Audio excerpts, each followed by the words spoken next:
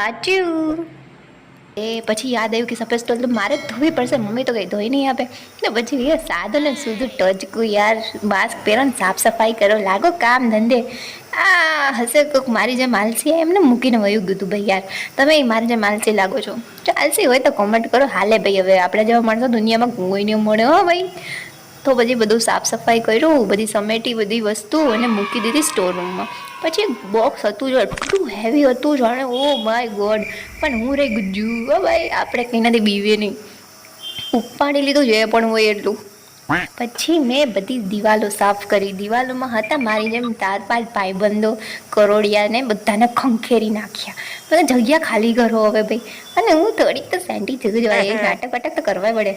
પછી અમે જમી કરીને ઘરે આવ્યા તો ભાઈએ મને બધી એસેસરીઝ કાઢી આપી, એના બધા કોમ્પ્યુટરના પાર્ટ બધું એને મને કાઢી આપી. Thank you for watching my videos. તુલસીની સફરમાં બની રહો.